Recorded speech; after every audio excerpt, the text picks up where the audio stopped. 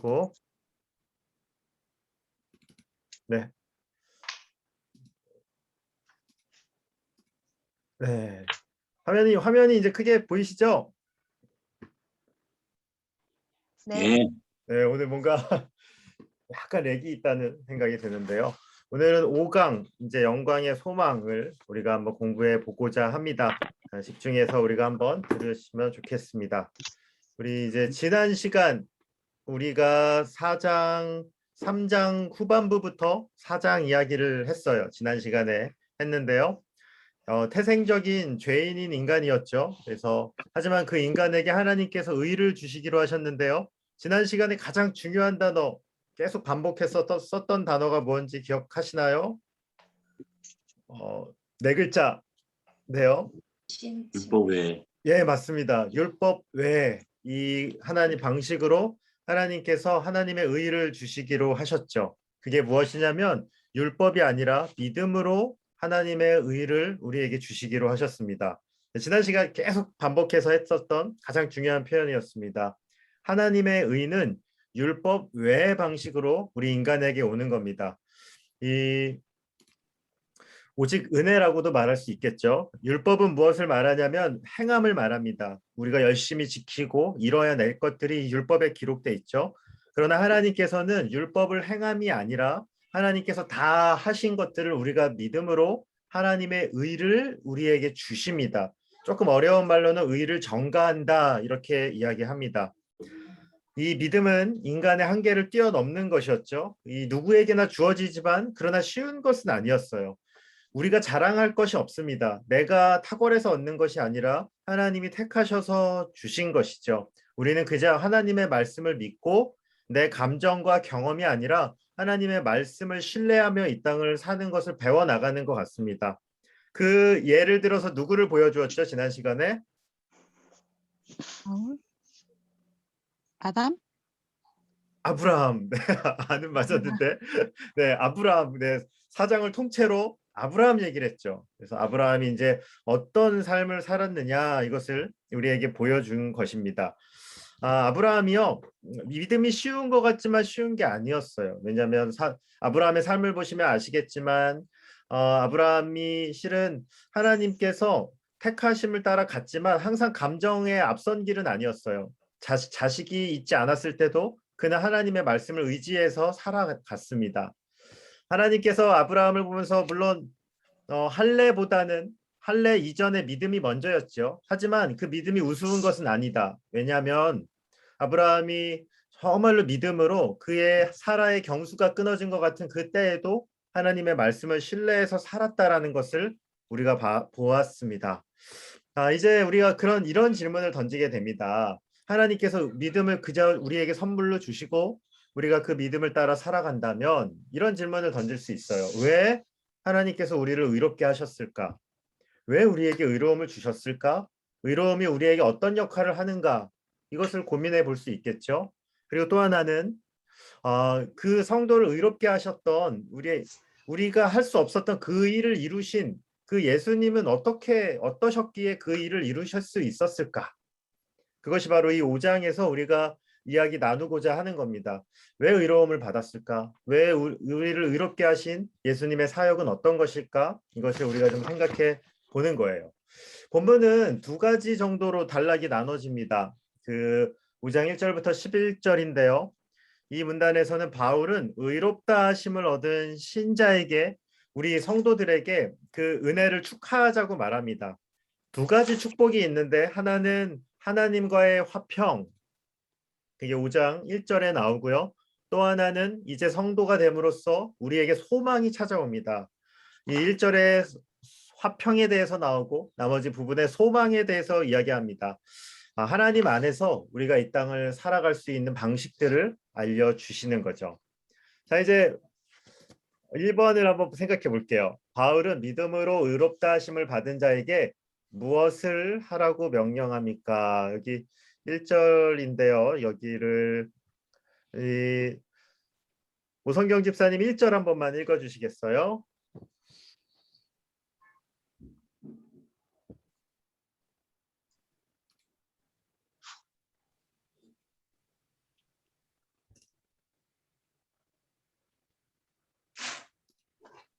네, 지금 소리가 들립니다. 1절 한 번만 읽어주시겠어요? 네. 그러므로 우리가 믿음으로 의롭다 하심을 받았으니 우리 주 예수 그리스도로 말미암아 하나님과 화평을 누리자. 네, 그 5장 1절은요, 이제 큰 전환이 이루어지는 구절이에요. 잠시만요.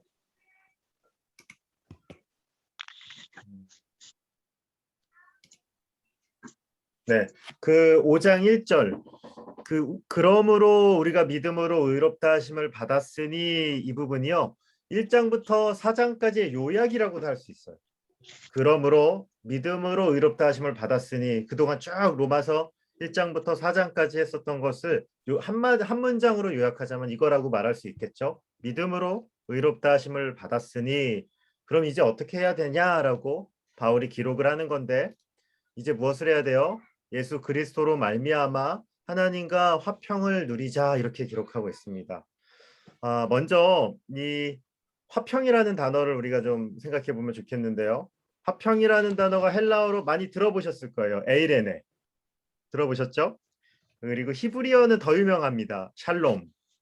네, 이거 뭐 어렸을 때부터 우리가 인사할 때 많이 썼던 단어인데요. 우리가 알고 있는 몇 안 되는 이 성경의 원어들 단어입니다. 유대인들이 만날 때 어떻게 인사했는지 아시죠? 구약의 유대인들이 인사말이 뭐였어요? 네, 샬롬. 네, 샬롬으로 인사했습니다. 이 신약의 서신서를 보셔도요, 대부분의 서신서에서 처음에 서신서를 시작할 때 은혜와 평강을 구하는 그 글을 많이 씁니다. 그게 인사예요. 이 샬롬의 인사를 하는 거죠. 이 인사는 당시 굉장히 보편적인 인사였습니다. 이 평화를 구했습니다. 우리나라는 어떻게 인사할까요? 안녕. 김대혁 집사님 제일 많이 하셨던 인사, 예전에 10대 시절에 혹시 어떤 인사 많이 하셨어요?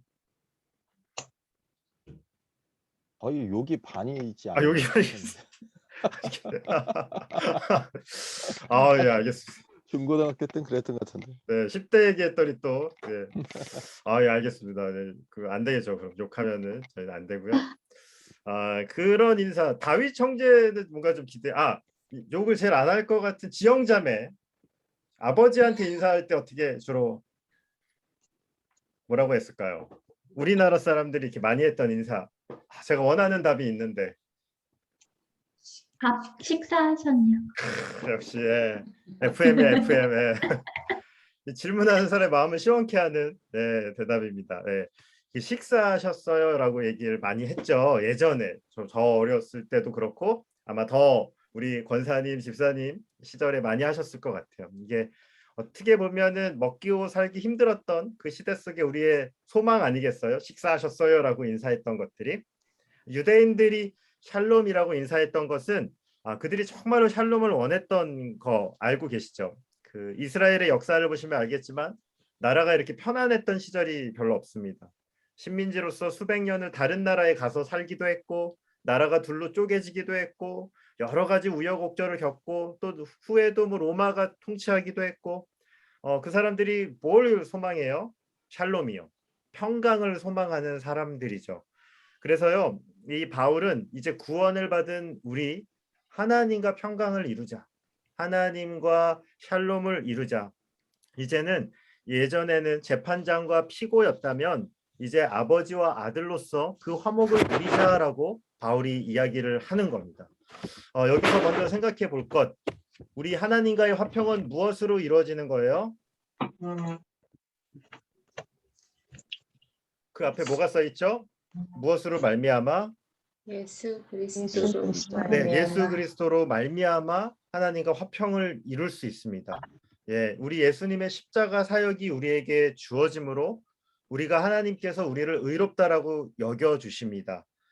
세상에 많은 것들로 우리의 화평이 이루어지지 않습니다. 우리가 좋아하는 것들이 있죠. 물론 물질, 성공, 명예, 내 꿈을 이루어지는 것, 뭐 사랑하는 사람을 얻는 것, 물론 굉장히 기쁘고 행복한 일이지만 하나님과의 화평으로 가는 길은 아닙니다.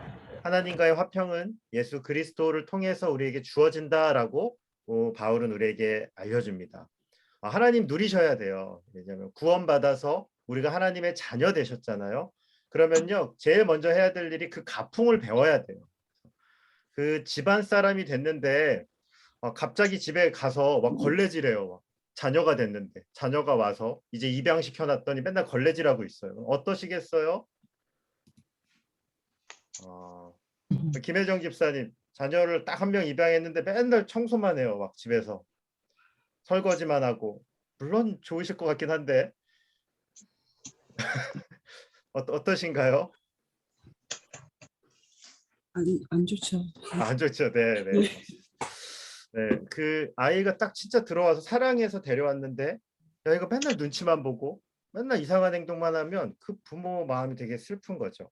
그 아이를 키워보니까 저 오래 키운 건 아닌데 이 기죽으니까 되게 속상하더라고요. 어디 나가서 기죽어 있으면 되게 화가 나는 거지.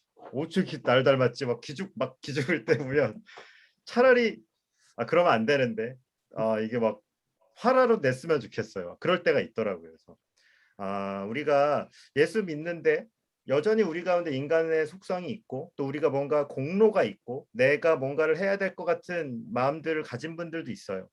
또 예수님을 믿으면서도 하나님을 믿은 시간이 오래됐는데 하나님과의 관계에서 샬롬이 아니라 실은 종으로서 노예로서 이렇게 일꾼으로서만 이렇게 지내는 분들도 봅니다.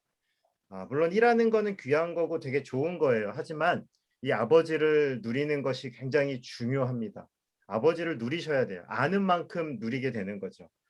그래서 아버지와 관계를 가지고 그 아버지의 마음을 발견하면서 아버지가 나에게 이것을 원하고 있구나. 네? 그것들을 깨닫는 것이 굉장히 중요한 것 같습니다. 하나님과의 화목된 관계에서 우리의 비전이 나오죠. 그리고 하나님과의 화목된 관계에서 우리의 삶의 방향이 결정됩니다. 그럼 실수가 별로 없더라고요. 그래서 그 바울은 이야기하는 것이죠. 이제 이 하나님께서 우리를 의롭다 하신 것은 하나님을 알도록 이제 화평한 관계로 너희가 살아야 된다, 이 이야기를 합니다. 이번 이게 중요한 질문 같아요. 화평하게 지내고 계시나요? 하나님과 화평한 관계를 누리는 것이 구원받은 우리에게 가장 중요한 일이라고 저는 생각합니다. 그리고요, 2번입니다. 의롭다 하심을 받은 자는 무엇으로 즐거워합니까? 우리 김대혁 집사님 2절 한 번만, 2절과 11절 말씀 한 번만 읽어주시겠어요? 또한 그로 말미암아 우리가 믿음으로 서 있는 이 은혜에 들어감을 얻었으며 하나님의 영광을 바라고 즐거워하느니라. 네. 11절.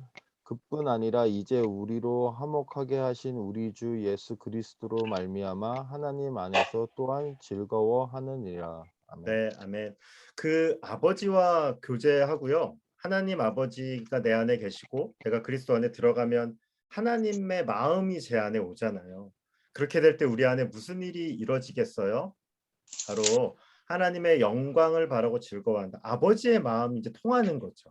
그렇죠? 하나님께서 뭘 기뻐하시는지가 들어온 사람은 그 하나님 아버지의 일들이 이 땅에 일어나는 것이 너무 즐거운 거 아니겠습니까? 11절 하나님 안에서 즐거워한다. 먼저 생각해 볼 것은 이것인데요. 많은 사람들은 무엇을 즐거워합니까? 많은 사람들은 이 세상의 많은 사람들은 실은 세상의 것들을 놓고 즐거워합니다. 요한 1서 2장 15절과 16절이 유명한 말씀인데 제가 한번 읽어볼게요. 이 세상이나 세상에 있는 것들을 사랑하지 말라. 누구든지 세상을 사랑하면 아버지의 사랑이 그 안에 있지 아니하니. 네, 세상의 사람들을 사랑하는 것입니다. 이는 세상에 있는 모든 것이 육신의 정욕, 안목의 정욕, 이생의 자랑이니 다 아버지께로부터 온 것이 아니요 세상으로부터 온 것이라, 이렇게 알려줍니다. 네, 세상이 즐거워하는 것, 육신의 정욕. 육신의 정욕 어떤 거예요? 몸이 반응하는 거죠. 네, 몸이 반응하는 것. 또 안목의 정욕은 어떤 거예요? 눈으로 봤을 때 기쁜 것. 또 이생의 자랑은 무엇일까요? 세상에서 뭔가 내세우고 싶은 것, 내 성공과 출세 뭐 이런 거 아니겠습니까? 아버지께로부터 온 것이 아니라 세상으로부터 왔다, 이렇게 알려줍니다. 성도는 하나님과의 참된 생명의 교제를 하면서부터, 그리고 그 하나님을 즐거워하면서부터 완전히 다른 영적인 감각이 생겨나기 시작합니다. 다른 감각이 내 안에 들어와요. 그래서 하나님의 일들이 기쁘죠. 그리고 죄를 저지르면 불안합니다. 이게 성도의 마음의 심령이죠. 그래서요, 우리가 최고로 즐거워하는 것은 무엇입니까? 하나님 나라의 그 기쁨이겠죠. 그 하나님 나라의 소식이 우리 안에 기쁨이 되는 겁니다. 만약에 이렇게 지금 가장 인생에 뭐 어떤 일들이 기쁘시겠어요? 한번 생각해 보셨으면 좋겠어요. 제가 주일학교 이렇게 해보니까, 주일학교 교사 해보니까 아이들이 막 이렇게 성경학교 때 예수님 만났어 이러면 부모님들이 그렇게 그렇게까지 기뻐하지 않으시더라고요. 전교 1등 됐어 이러면 막 난리 나거든요. 막 외고 갔어 막 그럼 막 너무 신나하시는데, 성경학교 예수님 만나고 왔다는데 부모님 그래 교회 그래도 많이 나가면 안 되는데 뭐 이런 정도. 정말 그럴 수 있을까? 저 가끔 그런 생각했거든요. 우리 정말로 가치가 달라지는데 정말로 우리 하나님을 아는 기쁨이 우리 인생의 가장 기쁜 거 아닐까? 만약에 우리가 그렇지 않다면 우리가 하나님과의 더 깊은 교제들을 나누셔야 될 필요가 있어요. 우리의 삶의 기준이 뭔가 조금 수정해야 될 필요가 있다, 저는 생각합니다.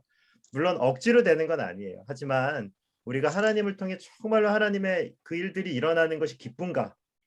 그것들 한번 생각해 볼 필요가 있다 여겨집니다. 우리 3번입니다. 부르심 받은 자는 환난 중에도 즐거워할 수 있는 이유는 무엇입니까? 우리 이민숙 집사님 오늘 한번 3절부터 5절 말씀 읽어주시면 좋겠습니다. 다만 이뿐 아니라 우리가 환난 중에도 즐거워하나니 이는 환난은 인내는 연단을 연단은 소망을 이루는 줄 알미로다. 소망이 우리를 부끄럽게 하지 아니함은 우리에게 주신 성령으로 말미암아 하나님의 사랑이 우리 마음에 부은 바 됨이니. 네, 감사합니다. 하나님을 즐거워하는 것, 그것이 단순히 우리의 삶이 잘 풀리는 수준이 아니라는 건데요. 3절을 보시면 그걸 어떻게 아냐면 환난 중에도 즐거워한다. 이거 세상 사람들 거의 못하는 일이잖아요. 실은 저희도 잘 안 되죠. 그렇죠? 하나님으로 풍성하지 않을 때 우리가 환난 중에도 어떻게 즐거워할 수 있겠어요. 그런데 오늘 바울은 우리에게 알려줍니다. 환난은 무엇으로 이루어져요? 무엇으로 나가죠? 인내. 네, 고난을 통해서 우리는 인내합니다. 그리고 인내하는 것은 또 어디로 이어져요? 연단입니다. 연단은 이 단련된 성품을 말하는 거죠. 이 인내를 통해서 우리가 하나님의 사람들이여 연단돼요. 근데 이게 중요한 게 하나님을 품고 인내해야 돼요.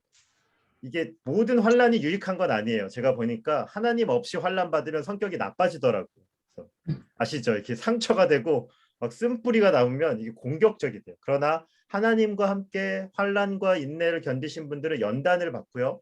그리고 그 연단은 무엇에 이릅니까? 소망에 이르게 합니다. 이 단련된 성품은 우리가 소망을 품게 합니다. 그래서요, 환난은 무엇에 이르게 돼요? 그리스도와 함께한 환난은 우리를 소망에 이르게 합니다. 하나님 나라에 대한 소망을 우리 안에 품게 만드는 거죠. 제가 이야기할 수 있는 것은 환난은 소망을 품게 하는데 진짜와 환난은요, 진짜와 가짜를 분별할 수 있게 만드는 것 같아요. 고난이 없고요, 어려움이 없을 때는 잘 모르는 것 같아요. 실은 내 안에 믿음이 있는지 때로는 잘 모를 때도 있어요. 그런데 우리 신자의 삶에서 환난과 고난이요, 네. 신자의 삶에서 우리 환난과 고난은요, 우리가 진짜와 가짜를 드러나게 하는 것 같습니다. 그래서 이 고난이 찾아올 때 신자는 하나님을 붙잡고 하나님과 함께 하나님의 성품이 닮아지게 되는 것 같아요. 이 고난 가운데 하나님께서 우리에게 하나님 아버지의 마음을 주십니다. 저는 제가 좋아하는 예화가 있는데, 성경 고난 가운데 제가 좋아하는 그 성경 말씀이 어디가 있냐면 다니엘의 세 친구가 좀 많이 생각해요. 고난을 통해서 이 풀무불에 그들이 던져지게 되거든요. 그런데 이 풀무불 속에서 그 불 속에서 이렇게 딱 보시면 하나님의 임재가 하나님이 이렇게 딱 보이죠. 그들을 보호하시는 그 하나님이 나타나고요. 그리고 그 고난 속에서 어떤 일들이 있냐면 그들을 묶고 있던 결박들이 다 풀어져요. 그들의 삶을 방해하고 어렵게 만들었던 그 모든 것이 그 고난의 절정 속에서 다 제거됩니다. 저도 그것들을 아주 작게나마 경험한 적들이 있고, 또 제가 성도님들을 보면서 많이 배워요. 그 고난 속에서도 정말로 인내하고 기도하시는 것들을 통해 그런 일들이 이루어지는 것을 봅니다. 성도는요, 환란이 진짜 필요한 것 같아요. 세상에 신동들 있는 거 많이 아시죠? 네, 신동 있는 영역들이 어디 있을까요? 혹시 들어보셨습니까? 뭐 바둑 신동 이런 거 들어보셨죠? 뭐 판소리 영재도 있고요, 신동 골퍼도 있고요, 뭐 골프 천재도 있고요, 막 이런 거 있는데 들어보셨어요? 이런 거 신동 목사 이런 거 안 들어보셨죠? 영재 장로라든지 뭐 이런 거 안 들어봤어요. 제가 볼 때 아무리 젊어도 젊은 그 나이로서 이룰 수 없는 게 있는 것 같아요. 이 고난과 인내가 아니고서는 빚어지지 않는 하나님의 사람의 영역이 있는 것 같습니다. 그래서 환란이 때로는 참 힘들고 어렵지만 그 하나님과 인내하며 하나님께서 나를 빚어가고 계신다는 것을 우리가 한번 생각해 주셨으면 좋겠습니다. 우리 4번이에요. 우리가 아직 죄인 되었을 때 예수님께서 죽으신 이유는 무엇일까요? 우리 광민영 전님 8절 한 번만 읽어줄래요? 네네. 우리가 아직 죄인 되었을 때 그리스도께서 우리를 위하여 죽으심으로 하나님께서 우리에 대한 자기의 사랑을 확증하셨느니라. 네, 우리가 아직 죄인 되었을 때 죽으심으로 하나님께서 이게 잠시만요. 네, 하나님께서 우리에 대한 자기의 사랑을 확증하기 위해서다라고 얘기합니다. 세상에 많은 것들은 대부분 조건이 있고 또 그에 따른 결과가 있습니다. 또 작용과 반작용입니다. 거의 뭔가를 해줘야지 뭔가 이루어지죠. 네, 그것이 바로 세상에 많은 것들이 그 원칙입니다. 뭐 기브 앤 테이크라고도 말할 수 있겠죠. 내가 하는 만큼 돌아오는 겁니다. 그것이 세상의 일반적인 원리입니다. 그 공로이고 또 인본적인 겁니다. 내가 무엇을 열심히 해야지 또 거기에 맞는 대가를 받는 것이죠. 그런데 하나님은 아세요. 무엇을 아시냐면 우리가 그런 것을 지켜서 하나님 앞에 설 수 없다는 걸 아십니다.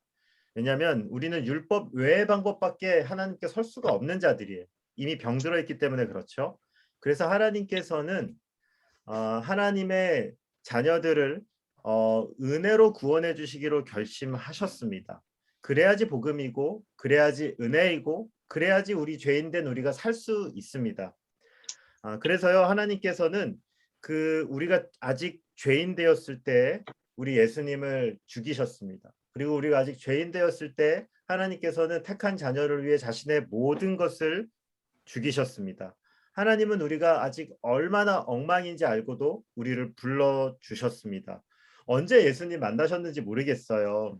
다 그 이야기들 하면 아마 시간이 부족하리라 생각하는데 근데 대부분 우리가 서로 예수님 만난 이야기하면 비슷한 게 있는데 내가 잘 나가고 내가 상태가 좋고 내가 뭔가 할 수 있을 것 같을 때 예수님 만난 분은 많지 않더라고요. 그래서 우리가 정말 이해할 수 없이 내가 정말로 형편없고 내가 하나님 앞에 내세울 것이 아무것도 없다는 것, 또 내가 아직 죄인이고 이것을 어떻게 감당할 수 없다는 것을 깊게 깨달았을 때 우리는 십자가에서 자신을 죽이시고 나를 위해 자신을 주신 예수님을 만나게 됩니다. 그래서 우리가 그 은혜로 사는 것이죠. 하나님께서는요, 우리의 무조건적인 십자가 사랑을 우리가 아직 죄인 되었을 때 주셔서 우리를 그 사랑으로 살게끔 하신다라고 저는 생각합니다. 우리가 아직 죄인 되었을 때 죽으신 이유는 그렇게 하지 않고는 하나님께 나갈 수 없기 때문에 그래요. 이제 결론을 짓자면 이렇습니다. 그러면은 내가 죄인이 아니었을 때 예수님이 죽으셔야 될까요? 아니면 다른 방법이 있을까요? 그런 방법이 없습니다. 그래서 그 방법으로 하나님께서는 우리를 하나님의 사랑으로 불러주셨다. 이렇게 이야기할 수 있겠습니다. 이게 첫 번째 문단에 우리가 보셨겠지만 의롭다 하심을 받은 자의 소망, 하나님께서 우리에게 이뤄놓으신 일들을 우리가 지금 잠시 보았고요. 두 번째는 그렇다면 왜 예수님의 십자가, 우리 예수님의 사역이 우리에게 어떤 역할을 이런 힘들을 어떻게 줄 수 있는가, 이것에 대해서 이야기합니다. 그래서요, 그 핵심은 이거라고 말할 수 있는데 우리의 소망의 근원이신 예수님을 설명하고요. 그리고 그 예수님의 사역에 설명하는 것 중에 핵심은 대표성의 원리를 이야기해요. 대표성. 대표성의 원리를 통해서 이 예수님의 사역이 얼마나 중요한 역할을 하고 있는지 이야기해 줍니다.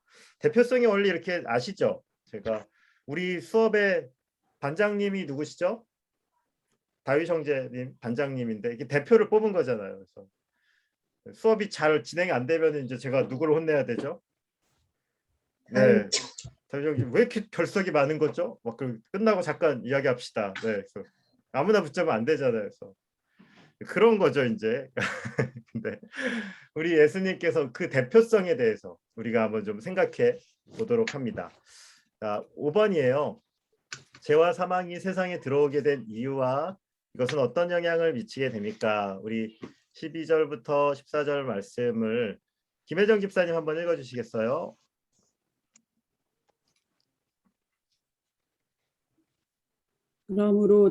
그러므로 한 사람으로 말미암아 죄가 세상에 들어오고 죄로 말미암아 사망이 들어왔나니 이와 같이 모든 사람이 죄를 지었으므로 사망이 모든 사람에게 이르렀느니라. 죄가 율법 있기 전에도 세상에 있었으나 율법이 없었을 때에는 죄를 죄로 여기지 아니하였느니라. 그러나 아담으로부터 모세까지 아담의 범죄와 같은 죄를 짓지 아니한 자들까지도 사망이 왕노릇하였나니 아담은 오실 자의 모형이라. 네, 감사합니다. 네, 이제 한 사람이 불순종으로 죄가 세상에 들어왔다 이렇게 알려줍니다. 창세기 기억하시죠? 네, 지금 네, 창세기 기억하시죠? 먹는 날에는 어떻게 된다고요? 정령 죽으리라. 네, 하나님께서 약속하셨죠? 이 약속을 지키는 날은 죽는다라고 알려주셨습니다. 죄가 세상에 들어왔고 하나님과 단절이 되고 사망이 그 가운데 들어왔습니다. 아담의 이름이 무엇인지 기억하십니까? 아담? 네, 제가 PPT 보여드리고 있죠. 아담의 이름의 뜻은 사람이었죠. 사람. 네, 히브리어로 이 아담이 사람이란 뜻입니다. 그리고 아담이 죄를 지었을 때 이것은 그 개인이 아니라 실은 인류의 대표로서 그가 범죄한 것이죠. 아담의 죄가 그 모든 인류에게 영향을 미치게 된 거예요. 가장 확실하게 아담이 왜 나에게 영향을 미쳐요? 라고 물으실 분도 있을 텐데 한 가지 가장 확실하게 우리가 생각해 볼 수 있는 건 이런 거예요. 아담과 하와가 죄를 지음으로 그들이 어디에서 추방당했죠? 에덴에서 추방당했죠. 그리고 죄가 있으므로 하나님께서 그들과 함께 하시지 않으세요. 하나님이 그들을 떠나가십니다. 하나님과 실은 아담과 하와가 영적으로 교제해야 되지 않을까요? 하나님으로부터 그 지식을 얻어야 되고 생명의 풍성함을 얻어야 되는데 그러나 그 하나님과의 부재가 가져오지 않겠습니까? 아담과 하와에게는 하나님과의 부재가 그들에게 있겠죠. 그리고 그 공허함들이 바로 이 죄의 흔적이라고 말할 수 있지 않을까 생각합니다. 13절도 더 생각해 보는데요. 죄가 율법 있기 전에도 세상에 있었으나 이렇게 13절에 돼 있죠. 율법이 없었을 때는 죄를 죄로 여기지 않으니라. 실은 율법은 원래 의도는 우리를 지켜주기 위해서 만들어준 겁니다. 이거 좀 생각을 해봐야 되는데 나중에. 그런데 사람들이 죄인이기 때문에 이 율법을 잘 못 지켜요. 제가 한번 예를 들어 보겠습니다. 교회 앞에 그 횡단보도가 있어요. 신호등이 이제 그리고 신호등이 설치됐습니다. 신호등이 설치된 건 누구를 위한 것이죠? 사람 같이 네, 그 신호등을 건너는 사람들을 위한 것인데요. 근데 제가 새벽에 교회 새벽 예배에 만약에 이렇게 방송실을 해야 되는데 늦잠을 잤어요. 4시 58분에 일어납니다. 그래서 이제 4시 10분에 가야 되는데 지금 막 엄청 늦은 거예요. 막 뛰어가요. 근데 지금 딱 빨간불에 걸려요. 이 새벽인데 차가 한 대도 없거든요. 어떻게 해야 될까요? 지금 제가 일찍 가면은 방송실을 다 할 수 있는데 다윗 형제님 어떻게 하시겠어요? 무단횡단 할래요?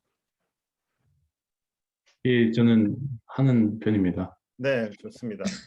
제가 원하는 답이에요. 네, 아주 마음에 들어요. 탁월합니다. 네. 합니다. 제가 이렇게 무단횡단 만약에 한다고 생각해 보세요. 막 합니다. 그럼 이제 이게 뭐가 잘못일까요? 신호등이 잘못입니까? 아니면은 이 예배가 잘못입니까? 아니면은 제가 잘못입니까? 목사님. 네, 늦자마자 목사님. 제가 잘못 아니겠어요? 신호등이 무슨 죄가 있겠어요? 또 예배가 무슨 죄가 있겠어요? 그거를 다 지킬 수 없는 죄가 문제 있는 거 아닐까요? 신호등이 있어서 우리가 죄인 된 거 아니에요, 사실. 신호등이 뭘 알려주냐면 우리의 죄성을 보여주는 거예요. 율법이 그런 것들이 많아요. 우리 안에 있는 많은 법률들이 실은 유익해요. 그런데 그 법률의 문제는 법이 문제가 아니에요. 그 법 앞에 내가 온전히 못 지키는 거죠. 이건 이제 다음 시간에 로마서 7장 볼 때 이 부분 재밌게 한번 보면 좋겠습니다.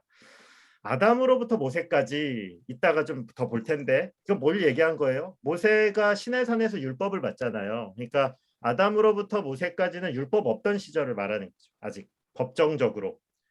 하나님께서 물론 하라는 것들은 있었지만 이 체계화된 성문법으로 율법을 받기 전을 말하는 거죠. 그런데요, 아담으로 죄 지은 것이 다 영향을 미친다는 거예요. 율법 받기 전에 사람들도 이미 죄인으로 살았고 죄인으로 죽었다는 겁니다. 죄가 너희들에게 모두 영향을 미치고 있지. 그러니까 죽고 있잖아. 아담으로부터 모세까지 율법 전에도 니들 다 죽고 있었잖아. 그 이야기 하는 겁니다. 그리고요, 6번입니다. 아담과 예수님은 무엇을 했고 어떤 행동을 영향을 주며 서로 어떻게 다를까? 우리 15절부터 17절 말씀을 이영민 집사님 한번 읽어주시겠어요? 그러나 이 은사는 그 범죄와 같지 아니하니 곧 한 사람의 범죄를 인하여 많은 사람이 죽었은즉 더욱 하나님의 은혜와 또한 한 사람 예수 그리스도의 은혜로 말미암은 선물은 많은 사람에게 넘쳤느니라. 또 이 선물은 범죄한 한 사람으로 말미암은 것과 같지 아니하니 심판은 한 사람으로 말미암아 정죄에 이르렀으나 은사는 많은 범죄로 말미암아 의롭다 하심의 이름이니라. 한 사람의 범죄로 말미암아 사망이 그 한 사람을 통하여 왕노릇하였은즉 더욱 은혜와 의의 선물을 넘치게 받는 자들은 한 분 예수 그리스도를 통하여 생명 안에서 왕노릇하리로다. 네, 아멘. 네, 우리 아담의 불순종으로 죽음이 모든 인간에게 찾아오게 됐습니다. 실은 하나님께서 우리 인간을 떠나셨죠. 아담이 범죄할 때 바로 죽이시진 않으세요. 하지만 죽어가고 있어요. 뿌리에서 뽑힌 것과 마찬가지죠. 생명의 그 나무가 한 번에 커팅된 게 아니라 그냥 그 생명에서 뽑힌 겁니다. 그래서 죽음을 향해 가고 있죠. 우리에게는 이 육체가 실은 태어나는 순간부터 죽음을 향해 가고 있습니다. 하나님을 잃어버린 모든 대가를 인간이 받고 있습니다. 하지만 오늘 예수님은 아담의 불순종으로 죽음이 왔다면 예수님은 순종하심으로 인간에게 선물을 주십니다. 은혜라고 말할 수 있는 것은 그 예수님이 십자가에 죽으심으로 자신의 우리 택한 자녀들을 구원해 주시기로 하셨죠. 아담으로 인해서 심판이 오고 정죄가 오고 죽음이 왔다면 예수님의 선물은 더 많은 범죄에도 우리를 의롭게 할 수 있는 능력이 있습니다. 예수님께서는요, 아담의 지은 죄를 이기게 합니다. 실은 덮어버리게 합니다. 아담 안에서 사망이 왕노릇했다면 예수님 안에서는 생명이 우리 안에서 왕노릇합니다. 그래서요, 우리가 좀 정리해보면 이 예수님의 선물이요, 아담의 것들을 덮어버리고 그리고 훨씬 더 강하게 역사한다는 것을 보게 됩니다. 죄가 강합니다. 하지만 예수님의 십자가 사역은 그 죄보다 훨씬 더 능력 있다는 것을 우리에게 알려줍니다. 7번이요. 아담과 예수님의 공통점은 무엇인가? 우리 남태현 집사님 18절 한 번만 읽어주시겠습니까? 예, 그런즉 한 범죄로 많은 사람이 정죄에 이르는 것 같이 의의 한 행동으로 말미암아 많은 사람이 의롭다 하심을 받아 생명에 이르렀느니라. 네, 아멘. 아멘. 그 아담을 그 인류의 첫 번째 사람, 첫 사람이라고 그러고요. 우리 예수님을 가리켜서는 마지막 아담이라고도 부릅니다. 이 인류의 대표라는 공통점이 있습니다. 아담과 예수님은 대표라는 공통점이 있어요. 물론 우리 하셨던 일들은 정반대에 있다라고 말씀을 할 수 있죠. 아담은 불순종하며 죄를 불러왔다면 예수님은 순종하며 우리에게 생명을 선물로 가져오셨습니다. 대표예요, 대표. 성경을 한번 이번 주에 이렇게 한번 생각해 보셨으면 좋겠어요. 성경은요, 이 곳곳에 대표성의 원리를 갖고 하나님께서 공동체를 다루시는 것을 볼 수 있거든요. 그래서 특별히 어떤 것들이 있냐면 이 공동체를 처음으로 만들어지는 시점에서는 되게 중요하게 여기세요. 교회의 시작, 또 이스라엘의 시작, 또 어떤 역사와 어떤 조직의 시작에서 하나님께서 첫 사람들을 되게 중요하게 여기세요. 그래서 교회의 시작도 그렇겠지만 아나니아와 삽비라 같은 범죄, 사실 심각한 범죄일 수도 있지만 그 심각하게 다루신 이유는 그것이 교회 초기 첫 시작에 했던 교회의 범죄이기에 하나님 굉장히 심각하게 다루십니다. 그리고 뭐 여호수아도 마찬가지고요, 모세도 마찬가지고 이 대표성의 원리를 갖고 성경이 많은 공동체를 다룸을 봅니다. 그래서요, 이 아담과 예수님을 보면서 이 인류의 대표라는 우리가 공동체 그 공통점을 찾을 수 있습니다. 8번입니다. 하나님이 대표자를 통해 우리를 다루심이 소망이 되는 이유는 무엇일까? 이렇게 제가 질문 드렸는데요. 왜 소망이 되겠어요? 내가 할 수 없는 그 율법을 다 이루신 예수님이 나의 대표가 되시기 때문이겠죠. 우리 가운데 좀 독립적인 분들은 남의 신세 지는 거 싫어하는 분들이 있는데, 하지만 남의 신세는 안 지셔도 되지만 예수님 신세는 지셔야 되는 거 아시죠? 네. 예수님은 철저하게 의지하셔야 됩니다. 사람 신세는 좀 안 져도 되고 조금 아쉽지만 좀 넘어갈 수도 있지만 우리는 예수님의 신세는 철저하게 져야 됩니다. 내가 율법을 지킬 수 있다라고 여긴다면요, 내가 어떤 상태인지 잘 모르는 겁니다. 율법은 우리 노력으로 지킬 수 있는 그러한 존재가 아니죠. 실은 우리가 모든 율법을 내 의지로 지킬 수 있지 않습니다. 인간은 우리의 힘과 능력으로는 율법 앞에 설 수 없습니다. 또 행동으로는 지킬 수 있는 것 같지만 우리의 마음의 근본까지 이 율법으로 잘 다뤄지지 않죠. 그래서요, 우리가 율법을 아무리 잘 지키지만 하나라도 어기면 모든 율법을 어긴 자가 되죠. 야고보서 2장 10절은 이렇게 우리에게 알려줘요. 누구든지 온 율법을 지키다가 그 하나를 범하면 모두 범한 자가 되나니.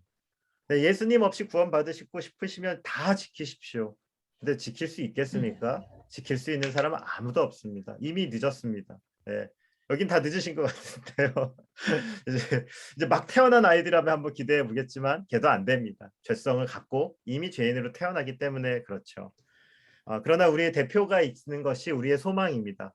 예수님께서 우리를 위해 그 모든 율법의 요구를 감당하셨습니다. 예수님께서요, 그 모든 율법의 요구를 감당하고 십자가에서 죽으셨습니다. 모든 율법의 정죄까지 예수님이 다 받으신 거예요.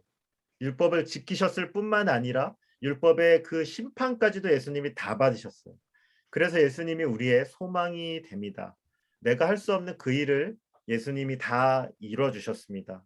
그래서 우리는 행위가 아니라 은혜로 사는 존재입니다. 그리고 우리 안에 있는 이 율법을 행위로 지키는 것이 아니라 은혜로 율법 앞에 서고 은혜로 율법을 바라보기 시작하는 자들이 바로 우리다. 이렇게 말씀드리겠습니다.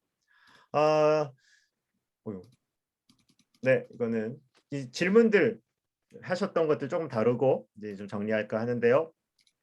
첫 번째, 이게 잠시만요.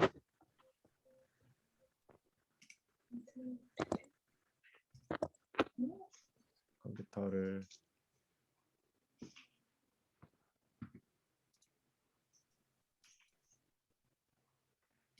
네.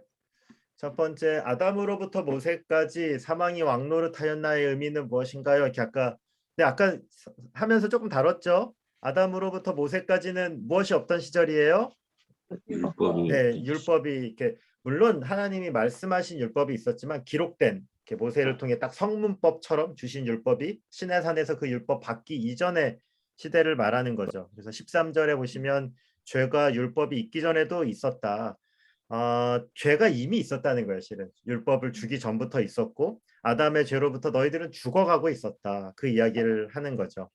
그래서 14절 사망이 왕노릇했다. 아담으로부터 모세까지 율법이 있기 전에도 이미 죄가 너희의 왕노릇하고 있었어.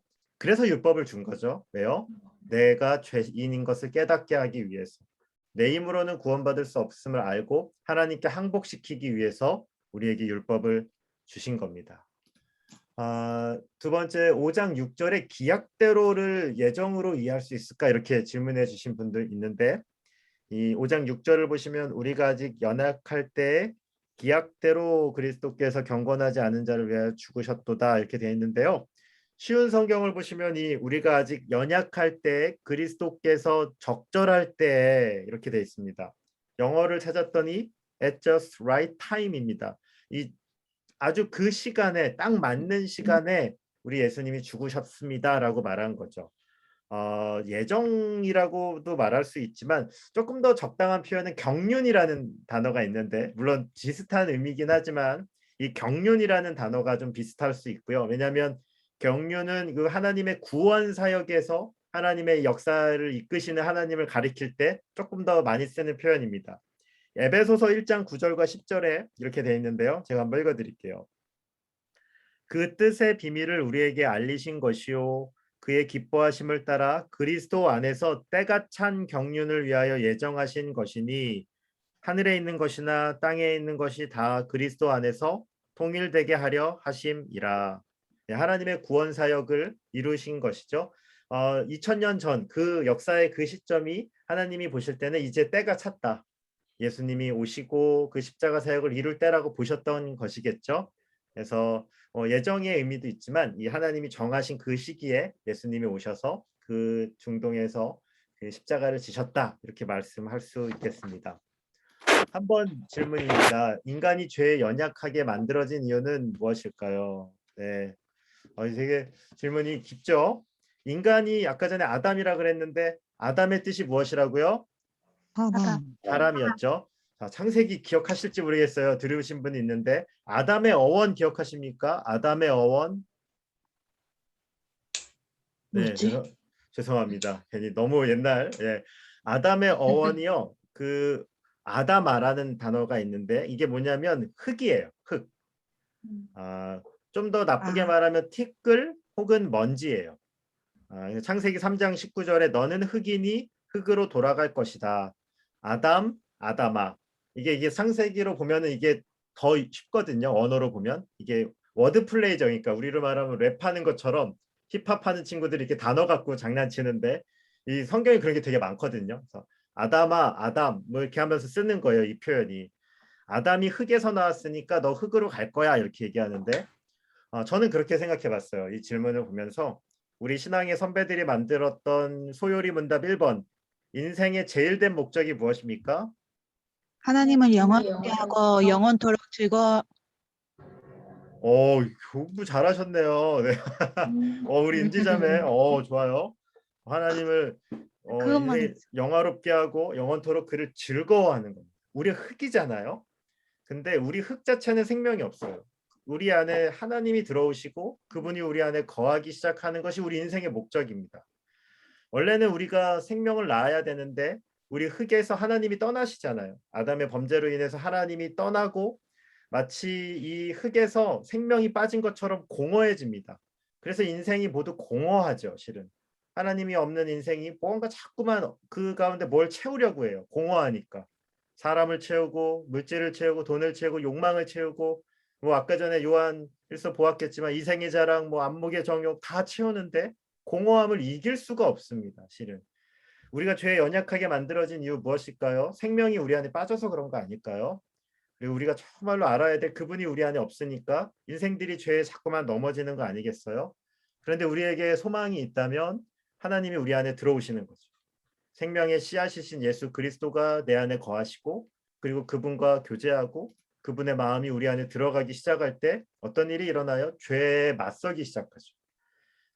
우리 청년들하고는 공부하고 있는데 구원받은 가장 큰 특징은 감정 변화가 아니에요. 실은 이 영적인 감각이에요. 내 안에 예수님이 오시면요 옛날처럼 이렇게 김대혁 집사님 아까 이제 또 공부하러 가셨을 텐데 막 욕하다가요 욕 잘하셨던 분들이 제가 아시는 분이 있는데 예수님 딱 믿고 나니까 이렇게 욕이 이렇게 좀 불편한 거죠. 옛날처럼 할 수 없다는 걸 이제 알게 되시고 우리 안에 그런 감각이 살아나기 시작합니다. 왜요? 생명이 들어왔으니까. 그리고 그분과 풍성하게 교제할수록 그분의 나라 하나님의 나라가 내 안에 풍성해집니다. 그래서 우리가 죄를 다루기 시작하죠. 두 가지인데요. 죄를 이기기 위해서는 실은 죄와 싸우는 것이 있지만 더 근본적으로는 내 안에 생명이 풍성하면 두 가지를 같이 해나가야 되는데 우리가 하나님으로 풍성하면 죄의 유혹을 잘 안 받죠. 그때는. 근데 내 안에 공허함이 찾아오고 하나님과의 교제가 없으면 죄가 연약해져요. 왜냐하면 당연히 그럴 수밖에 없겠죠. 그래서 우리 안에 마음이 지금 무엇으로 차 있는지를 한번 생각해 보면 좋을 것 같습니다. 네, 또 질문 이거어요. 아담의 죄는 하나님의 계획 안에 있습니까? 아, 이거 뭐 1시간짜리 질문 네, 이렇게 해주시고 네. 예전에 창세기 할 때도 했는데 이건 뭐 정말 많은 책들이 정말로 많은 견해들이 있죠. 쉽게 좀 설명해 볼게요. 너무 어렵게 설명하면 어려운데요. 두 가지 견해가 당연히 있겠죠. 하나는 뭐요? 하나님이 알았다. 그리고 또 하나는 하나님이 모르셨다. 아담이 죄질 거. 어떻게 생각하세요? 한번 질문해봐야지. 하나님이 아셨다 손 들어보시죠. 하나님이 아셨다. 아담이 죄질 거. 자, 그리고 내려보시고 하나님이 모르셨다. 아담이 죄지을 거. 하나님이 모르셨다. 네, 한 분. 별로 없네요. 그리고 세 번째는 나 모르겠다. 네. 네, 모르겠다. 네. 이렇게 한번 해볼게요. 제가 이 두 가지 견해에 대해서 조금 이야기를 나눠보겠습니다. 아담이 죄지을 걸 하나님이 몰랐다라고 하면 이 대답이 갖고 있는 장점이 있어요. 그건 뭐냐면 하나님이 죄의 조성자가 안 되세요. 하나님께서 죄를 유도하시지 않으셨으니까 선한 하나님이실 수 있어요. 좀 더. 그러나 치명적인 약점이 있어요. 어떤 약점이 있을까요? 야, 하나님 전능하신 거 맞아? 죄 지을 걸 모를 수 있어, 하나님이? 아니, 역사를 막 섭리하시고 통치하시는 하나님이 죄 지을 걸 모르면 그분이 전능하신 분이셔? 라는 질문이 있습니다. 반대로 아담이 선악과 죄를 지을 걸 아셨다라고 말하면 그 대답의 강점은 뭐가 되겠어요? 이게 서로 반대겠죠? 전능하신 하나님인 거죠. 모든 것들을 다 보고 계신 하나님일 수 있어요. 그런데 약점인 또 뭐가 있어요? 아니, 하나님 죄 지을 거 알면서 아담 그럼 뭐 테스트한 것이요? 그럼 아담 왜 그렇게 만드신 거야? 아니, 너무 잔인한 거 아니야? 그럼 이건 뭐지? 라고 물을 수 있습니다. 어떻게 생각하시나요? 제가 질문 드렸는데 여기에 더 많은 아이디어들이 또 꼬리에 꼬리를 물고 더 생겨요. 자유의지는 또 어떻게 되는 거지? 또 예정은 또 어떤 거지? 하나님의 경륜은 또 뭐지? 더 많은 이 옵션들이 있습니다. 저한테 물으신다면 저는 어떻게 생각하냐면 저는 하나님이 아셨다고 생각하는 쪽에 있습니다. 그래서 인간이 창조할 때부터 예수님의 십자가를 같이 준비하셨다라고 저는 생각하고 있어요. 네. 아담은 자유로웠지만 자유의지가 있었지만 무슨 가능성이 있었냐면 죄를 지을 수 있는 가능성이 있는 존재였습니다. 하지만 이제 예수님이 재림하신 이후에 인간은 죄를 지을 가능성이 없는 온전한 하나님의 나라에 살게 될 거라고 저는 믿고 있습니다. 처음 창조보다 더 좋은 창조는 예수님의 재림할 때 일어날 재창조의 역사가 될 거라고 저는 생각합니다. 물론 이것들은 자유롭게 나누실 수 있어요. 또 이것 때문에 뭐 서로 멱살 잡고 싸우실 필요 없어요. 또 뭐 그거 아니라고 해서 막 서로 막 등지고 막 그러시면 아무 의미가 없습니다. 예수님의 재림하시기 전까지는 인간의 지혜로는 온전히 풀 수 없는 부분이 또 있음을 우리가 고백했으면 좋겠고요. 서로의 의견이 갖고 있는 좀 장점들이 있거든요. 뭐 생각해 보면 좋을 것 같아요. 그래서 좀 더 고민해 보시고 이 부분은 나중에 한번 더 요것만 해서도 이렇게 한번 정리하면 몇 시간 할 수 있는 내용이니까 한번 생각해 보면 좋겠고요. 좀 더 궁금하신 분들이 있으면 제가 추천해 드릴 만한 책도 한번 이렇게 좀 알려드릴게요. 이렇게 한번 정리하시면 유익함이 있으리라 생각합니다. 제가 저도 이렇게 정리하다가 되게 재밌는 좋은 글을 읽었어요. 어떤 글이냐면 하나님은 왜 아담이 죄를 짓도록 하셨습니까? 이렇게 누가 물어봤대요. 그랬더니 이 답변이 이건데 아니 하나님은 치료책을 주셨는데 왜 안 믿습니까? 네, 이렇게 답변했다고 합니다. 네, 하나님 왜 죄를 짓도록 만드셨냐고 했는데 하나님께서는 그 죄에 대한 해결도 우리한테 주시지 않았나요? 우리가 한번 생각해 볼 답이 아닌가 생각해 봅니다. 아담이 죄를 짓지 않았다면 인간의 죄 문제가 없었을까? 네. 이것도 아까 전에 문제와 좀 생각해 볼 필요가 있는데 혹시 집사님 여기 남자분들이 이라면 아담이라고 생각해 보시고 여자분들이 하와라고 생각해 보시면 어떠셨을까요? 이 처음에 이 에덴으로 가시면 유혹받지 않으셨을까요? 그럴 가능성이 있지 않았을까라는 생각이 듭니다. 창세기의 첫 창조가 좋았지만 죄를 지을 가능성이 우리 안에 있었습니다. 물론 자유의지를 통해서 하나님께서 우리를 그냥 기계로 만든 게 아니라 죄를 지을 수 있는 존재로 만들었다는 것이 큰 의미가 있다는 것도 보았습니다. 이 선악과는 그래서 언약이죠. 실은 이 첫 번째 행위 언약이라고도 말할 수 있습니다. 그러나 예수님께서 죽으심으로 이 모든 율법의 요구를 이루십니다. 이 율법을 어김으로 받을 사망을 예수님이 받으시죠. 이제 우리가 해야 될 일이 무엇이냐면 우리는 은혜로 부르신 하나님을 아는 것, 그리고 하나님을 전심을 다해 주님을 알아가는 것이 우리 안에 주어진 역할이라고 생각합니다. 어떻게 생각하나요? 이거 질문 누가 하셨죠, 근데? 네, 김정희 집사님 어떻게 생각하세요?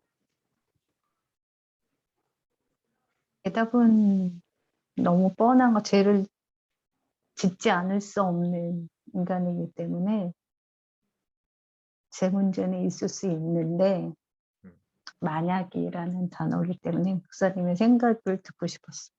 네. 네, 알겠습니다. 이것도 한번 제가 조금 더 생각해 봐서 네, 한번 더 다룰 수 있는 시간이 있을 것 같아요. 제가 한번 더 다뤄보도록 하겠습니다. 네, 이제 좀 정리하면서 구원받은 자는 오늘의 이제 내용들을 좀 정리해 보겠습니다. 하나님과 화평한 삶을 살아야 돼요. 우리 정말 중요한 일을 하셔야 되는데 하나님 아셔야 됩니다. 네, 그게 우리의 능력이에요. 그래서 우리 구원받으셨는데 자꾸 부모님 집에 가서 설거지만 하고 걸레질하고, 그럼 물론 부모님 좋아하시지만 그것도 좋지만 부모님과 교제하시고 그 부모님이 어떤 분인지 아는 것이 우리 삶을 풍성하게 해주는 능력에 있습니다. 저는 부모님 댁에 가끔 갑니다. 그래서 아버지 잠바도 입고요, 그냥 입고 옵니다. 네. 아버지 고소 안 해요, 그런다고 해서. 네. 뭐 좀 이 자식이 뭐 이렇게 마음에 들어서 가져왔어 하고 또 한 1년 입고 다시 갖다 드리고 뭐 이렇게 하거든요. 그래서 부모님을 아니까 제가 누리고 있는 거죠. 아는 만큼 누리는 거라고 생각합니다. 그래서 제가 그래서 좋아하는 것들이 있으면 가끔 막 가져오고 막 그래요. 그래서 부모님 되게 아유 가져갔어 이놈 하면서 싫어하시지만 좋아하는 것 같아요. 제가 아닌가? 아무튼 물어봐야 되겠네요, 그거. 근데 어쨌든 간에 우리가 아는 만큼 누립니다. 구원받은 자는 하나님과 화평한 삶을 살고 그분의 뜻을 구하고, 그래서 우리가 성경을 보는 거죠. 하나님이 나의 삶에 무엇을 원하시는지를 알아가는 것이 우리의 삶의 가장 중요한 목적 중에 하나입니다. 그래서요, 우리가 하나님과의 그 깊은 관계 가운데 들어가면 현실의 고난이 참 어렵지만 우리의 가운데 이 소망을 잃지 않게 해요. 실은 현실의 소망이 참 그 소망을, 세상 사람들은 내가 갖고 있는 것들이 다 빼앗기면 소망을 잃어버리는데 우리는 하늘 아버지가 우리 안에 계시기 때문에 신비하게도 정말로 어려운 일들이 있지만 소망을 버리지 않습니다. 하나님 나라의 소망이 우리 안에 더 커지죠. 때로는 현실의 것들이 다 무너지는데 정말 역설적으로 하나님 나라의 소망이 더 커지기도 합니다. 그것이 우리 구원받은 성도들의 가장 큰 특징 중에 하나였죠. 그리고 우리는 마지막으로 오늘 오가에서 우리가 그럴 수 있는 이유, 우리가 그렇게 살 수 있는 이유는 예수님이 죄인의 대표가 되셨기에, 그 예수님이 다 이뤄주셨기에 우리는 그분을 따라가면 되는 겁니다. 예수님께서 그 율법의 요구를 다 이루셨어요. 그리고 예수님께서는 심지어 어디까지 이루셨냐면 율법이 정죄해서 그 사망에 이르는 그 심판까지 예수님이 다 받으신 거예요. 우리는요, 예수님 뒤만 따라가면 됩니다. 우리는 못하지만 그 율법의 모든 요구를 이루신 예수님을 사랑하고 그분을 내 안에 모시고 우리가 그분을 따라 살 때 우리 안에 이루어지는 소망들이 이루어진다라고 말할 수 있겠습니다. 네, 오늘 여기까지 이제 좀 정리할까 하고요. 혹시 뭐 질문이나 그런 게 있으시면 네, 오늘 여기까지 그럼 하도록 하겠습니다. 네, 감사하고요. 5장이 또 되게 중요한, 로마서에 안 중요한 장은 없지만 5장의 내용들이 또 굉장히 더 중요하고 좋은 내용들이라 저는 생각합니다. 제가 화면을 잘 이렇게 못 돌려서 강병순 권사님도 오셨는데 인사도 잘 못 드렸네요. 네, 권사님. 네, 반갑습니다. 네, 우리 그 5장의 내용들 좀 많이 묵상하셨으면 좋겠고요. 이제 다다음 시간 또 로마서의 핵심이라고도 말할 수 있는 6장과 7장과 8장, 네, 너무나도 중요한 장으로 이제 들어가게 됩니다. 그래서 우리가 6장, 7장 또 제가 되게 재밌어하는 장이기도 하는데요. 우리가 6장, 7장의 내용들을 잘 보고 다음 시간에 와서 공부하도록 하겠습니다. PPT를 아직 좀 제가 시간이 매번 딸립니다. 네, 시간이 매번 부족하고 그래서 어쨌든 이번 주에도 또 주일 전까지 만들어 봐야지 이렇게 또 하고 있는데 또 몰라요. 또 빨리 만들어서 네, 최대한 빨리 한번 해보도록 하겠습니다. 어쨌든 주일 전까지는 여유 있게 얘기해야지 제가 또 숨을 구멍이 있으니까요. 네, 최대한 빨리 만들어서 이렇게 올려드리도록 하겠습니다. 고생하셨고요. 평안한 저녁 되세요. 제가 기도하고 마치도록 하겠습니다. 거룩하신 하나님 아버지, 우리가 함께 로마서 공부했습니다. 하나님, 주님이 우리의 소망이 되십니다. 우리는 할 수 없는 그 일들을 예수님께서 다 이루셨기에 우리는 그 주님과 교제하고 그리고 그 주님이 가신 길을 소망을 품고 가는 자들이 되게 하여 주시옵소서. 하나님 아버지, 우리 남태현 집사님 주님 기억하여 주시고 특별히 건강을 붙잡아 주시고 하나님, 때로는 육신의 연약함으로 많은 아픔들이 있지만 하나님 말씀을 품고 또 하나님의 나라를 소망하며 또 기도할 때마다 더 크신 하나님의 임재를 통하여 하나님이 위로하여 주시며 특별히 하나님께서 육체도 더 만져주셔서 하나님의 뜻하신 것들을 충만히 누리며 이 땅을 살 수 있도록 주님 은혜를 더하여 주시옵소서. 하나님 아버지, 우리 노광순 권사님 정말 주님 은혜를 더하여 주시고 또 아버지 일하시는 그곳 가운데 하나님의 임재들을 경험하게 하여 주시고 또 권사님을 통하여 많은 사람들이 위로받고 하나님 나라의 소망을 얻는데 귀하게 쓰임받고 이미 또 쓰임받고 계신데 하나님께서 계속적으로 하나님이 허락하신 시간 가운데 충만하게 그 일들 감당할 수 있도록 주님 은혜를 더하여 주시옵소서. 하나님 성진 형제를 주님 기억하여 주시고 성진 형제 아버지 또 여러 검사를 하고 또 과정 가운데 있습니다. 선하신 하나님께서 가장 좋은 길들로 인도하여 주시고 하나님의 손길들을 통하여 빨리 회복되어서 또 주님 예배하고 또 기뻐하는 삶들을 살아낼 수 있도록 주님께서 은혜를 더하여 주시옵소서. 하나님, 우리가 아무리 말씀을 공부하고 읽지만 하나님의 지혜가 없이는 깨달을 수 없음을 고백합니다. 거룩하신 하나님, 성령 하나님, 우리 안에 주의 말씀을 깨닫게 하여 주시고 그리고 그 말씀의 진리로 살 수 있는 조금의 힘이라도 우리에게 허락해 주셔서 하나님, 우리가 이 땅을 살아가며 하나님의 나라를 소망하고 때로는 우리가 좌절될 때도 있습니다. 나의 꿈이 넘어질 때도 있습니다. 그러나 하나님 나라의 소망으로 인하여 넉넉히 이 땅을 견디며 살아내는 우리가 되게 하여 주시옵소서. 감사드리오며 예수 그리스도 이름으로 기도드립니다. 아멘. 네, 네, 감사합니다. 네, 고생하셨습니다. 평안한 밤 되세요. 네, 감사합니다. 네. 감사합니다.